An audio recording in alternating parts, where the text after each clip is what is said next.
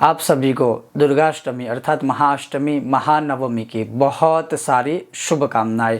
अब कल अर्थात महानवमी, जैसे अष्टमी और नवमी, जैसे मैंने ऑलरेडी वीडियोस बनाए हैं कि शुक्रवार को ही महाअष्टमी के साथ अर्थात दुर्गाष्टमी के साथ महानवमी है और महानवमी तिथि का आरंभ हो रहा है।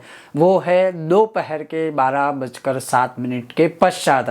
अब देश काल के अनुसार आप अपने हिसाब से देख सकते हो, लेकिन मूल आज का जो विषय है और जो बहुत ही महत्वपूर्ण है और शास्त्रों में कथित है और ऐसा लिखा है कि महानवमी के दिवस इस नवरात्र में यह एक द्रव्य से इस प्रकार से यज्ञ कोई मनुष्य करता है तो वह अश्वमेघ यज्ञ को फल प्राप्त करता है, दुख दरिद्रता से वह मुक्त हो जाता है। इसमें कोई संदेह नहीं समझे, ऐसा भगवान का स्वयं कथन है, ऐसा ऋषि मुनियों का कथन है और ऐसा ऋषि मुनियों के साथ साथ हमारे जो भी साधु संत हैं उनके अनुभव भी है, जो बहुत कम लोग जानते हैं इस विषय के बारे में। और वो विषय कौन सा है?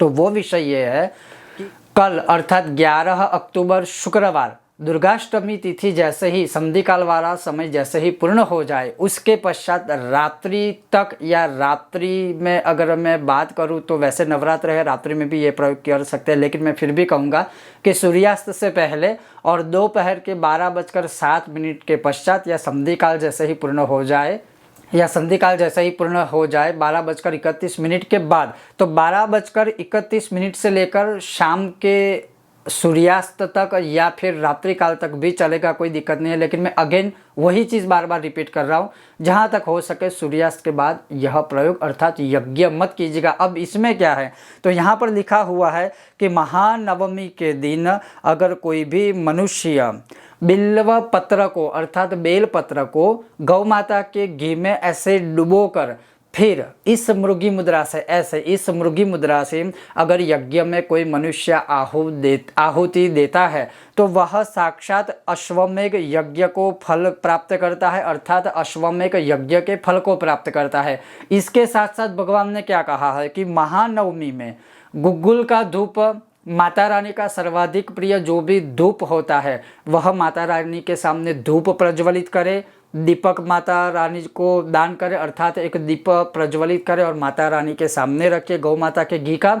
और उसके साथ साथ इस प्रकार से कोई भी मनुष्य यज्ञ करता है। अब आपका प्रश्न ये भी होगा कि यज्ञ हम कैसे करें, यज्ञ हम किस मंत्र से करें, और यज्ञ का समय जैसे आपको बता ही दिया है। तो जैसे यज्ञ कैसे करना है, तो बेल पत्र को लाकर अगर आपकी इच्छा ऐसी है कि चलो हम 108 बार बेल पत्र को घी में डुबोकर आहुति देंगे 108 बार, तो अब 108 बार आप लक्ष्मी जी के मूल मंत्र, जैसे जो लक्ष्मी जी का मूल मंत्र है 27 अक्षरों वाला ओम श्रीम ह्रीम श्रीम कमले कमलालये प्रसीद प्रसीद श्रीम ह्रीम श्रीम ओम महालक्ष्मी नमः, इस मंत्र से एक बेलपत्र लेना है, घी में डुबोकर फिर यज्ञ में आहुति देनी है।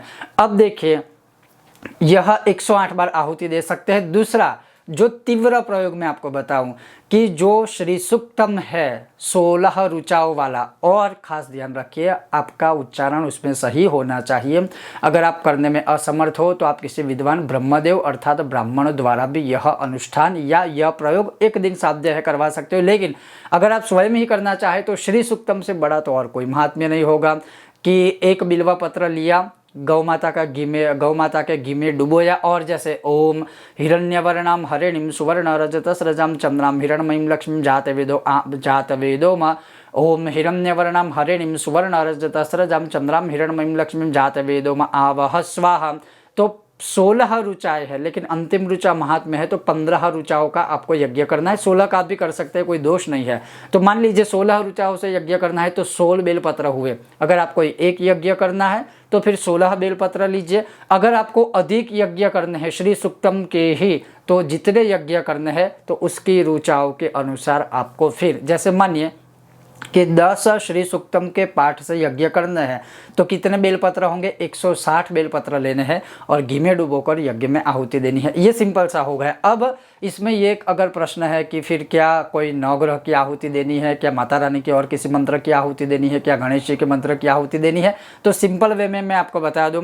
एक तो सबसे पहला जो सबको समझने की आवश्यकता है, मैंने देखे हैं बहुत लोग मुझे यज्ञ के फ़ोटोज़ वीडियो शेयर करते हैं मेरे व्हाट्सअप नंबर पर, लेकिन मैं उन सबको और सभी को सजेस्ट करूंगा कि कृपया करके किसी स्टील के बर्तन में या किसी भी प्रकार के बर्तन में यज्ञ नहीं किया जा सकता है। अगर बर्तन में ही यज्ञ होते तो यज्ञ कुंड का जो निर्माण हुआ है, भगवान का जिसमें निवास है, वो कभी होता ही नहीं। हाँ, देश काल के अनुसार स्थिति एक अलग होती है, लेकिन फिर भी मैं कहूँगा अभी तो मार्केट में छोटे यज्ञ से लेकर बड़ी बड़ी साइज़ के यज्ञ मिल जाता है कम दामों में।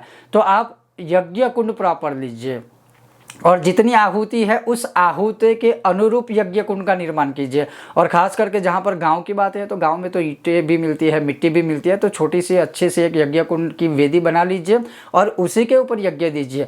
यज्ञ में पवित्र किसी भी वृक्ष की समिधा, जिसे काष्ठ या फिर लकड़ियाँ लोग कहते हैं सिंपल लैंग्वेज में, तो वो लेनी है। गौ माता का घी लेना है और जैसे मैंने बेलपत्र के विषय में बताया, जितनी आहुति आपको देनी है उस प्रकार से आप बेलपत्र की संख्या में लीजिए। तो जब आप यज्ञ कुंड को प्रज्वलित अर्थात अग्नि को प्रज्वलित करते हो तो गौ माता के कंडे के ऊपर रुई या फिर बाती वगैरह आप ले लीजिए, उसके ऊपर अग्नि प्रज्वलित कीजिए, फिर नमस्कार कीजिए यज्ञ भगवान को। और नॉर्मली ही आप जैसे सिंपल नित्य यज्ञ करते हैं उसी प्रकार से भगवान गणेश जी के किसी भी एक मंत्र की आहुति दे दीजिए और उसके पश्चात यह आहुति दीजिए। और जैसे ही यह आहुति पूर्ण हो जाए सारी महालक्ष्मी मैया की बेलपत्र की, उसके पश्चात आप चाहो तो पूर्णाहुति कर सकते हो। और पूर्णाहुति में भी मैं यही कहूँगा, अगेन बेल फल ले लीजिए, बेलपत्र की जगह पर बेल फल लीजिए और हाथों में वह रखकर अगेन श्री सूक्तम पढ़िए और अंत में पूरा श्री सूक्तम का पाठ पढ़ के अंत में उस बेलपत्र से पूर्णाहुति वाली आहुति दे दीजिए। उसके पश्चात आप थोड़ी घी से भी आहुति दीजिए और क्षमा याचना कीजिए, वहाँ पर यज्ञ पूर्ण हो गया। उसके पश्चात उस यज्ञ की जो भस्म है उसे किसी कपड़े से छान लीजिए और उसी भस्म को आप अपने सिर पर लगा सकते हो। उसी भस्म को एक साइड में अलग से रखकर भगवान महादेव जी के ऊपर अर्पण कर सकते हो। उसी भस्म के लिए या उसी भस्म के प्रयोग, अगर बीमार है कोई तो उसको चुटकी भर पानी में डालकर पिला सकते हो। कहने का तात्पर्य यह है कि महानवमी के दिन कोई भी मनुष्य जब बेल पत्तों को घी में डुबोकर अगर आहुति देता है माता लक्ष्मी जी के लिए तो उसे अश्वमेघ यज्ञ का फल प्राप्त होता है, ऐसा हमारे ग्रंथों का कथन है। बहुत जल्द मिलते हैं नए एक और विषय वीडियो के साथ, तब तक आप देखते रहिए कर्मकांड बाय आनंद पाठक मेरे साथ। ओम गणेश, जय माता दी और आप सभी को महानवमी की मेरी ओर से बहुत सारी शुभकामनाएं।